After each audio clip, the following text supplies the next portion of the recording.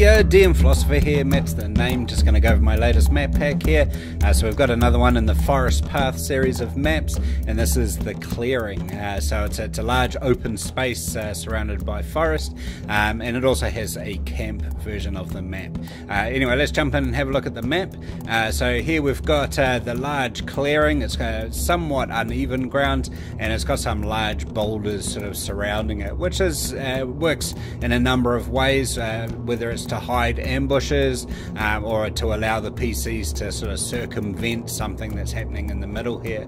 There's a dais here in the middle, so it could serve a number of purposes. It could just be a way marker. It could be a location that a cult is using or something like that.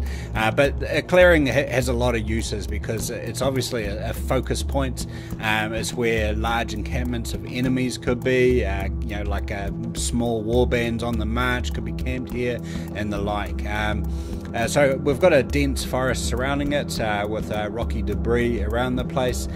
These large boulders here afford good cover, whether for good or for evil as such. And if we zoom in, we can see that the clarity, once we wait for the resolution, there we go.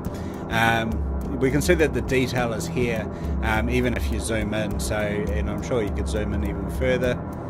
And the clarity is still there, so you can quite easily use these maps to the full extent of the grid that's on here. It's quite a large grid. I don't like having maps that are quite small, you know, 30 by 20 or something like that, because an encounter can often be very large and ranging as characters run away or they're frightened, or you know, mages and rogues are invisible or scouting around and stuff like that. So the bigger maps I quite enjoy.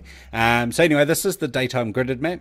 We've got the daytime gridless map, the nighttime gridded map, and the nighttime gridless map, which I think looks pretty awesome. And then we've got some point of view shots. So the point of view shots, we start off with an oblique angle of the clearing. From the first one was looking south to north, and this one here is looking west to east, and it sort of gives you a good overview of the height of some of these boulders, and the layout of the clearing as such. And then we sort of step through and we have a look into the clearing. This is standing on top of the dais, looking southeast, northeast, northwest, and southwest. And then there's a couple of shots sort of looking into the clearing from the tree line. So this could be your rogues or whatever, sort of getting a scouting peep of the clearing. And then we've got exactly the same shots, just taken at night time. Same angle, same view, just with much deeper shadows and darkness and something like that. If you've got characters with dark vision, give them the light versions. Give the characters with no dark vision the dark ones, and that way you disadvantage the actual perception of what they're seeing. And then we've got the camp version. So there's a small camp here. Obviously you could have a large encampment and the DM could just put in markers to mark that out, but a small camp, whether it's the PC setting up camp in the clearing, small camp, or it could be some enemies or something like that which the PCs are looking to approach and engage in combat.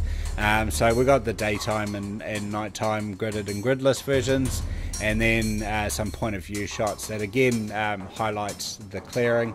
The first one there was sort of looking at the forest behind it, so if you had characters sort of sneaking in, then you could convey what they can see and where they are, and looking out to the clearing, if there's a combat or they see something approaching, you can mark it in quite clearly, using these as handouts at the table with your laptop or a VTT, because all VTTs allow that.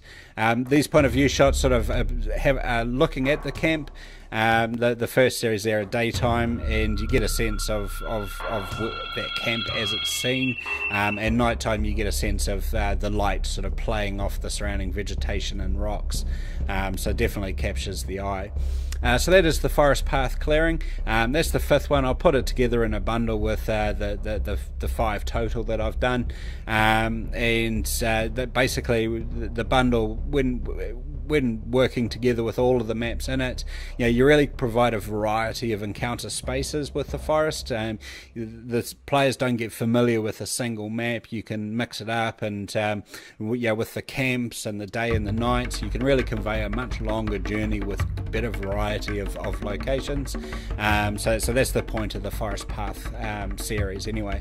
So that can be found on RPG Now, and I'll post a link to that underneath my YouTube clip as per usual. Otherwise, thanks for listening, and happy gaming, people.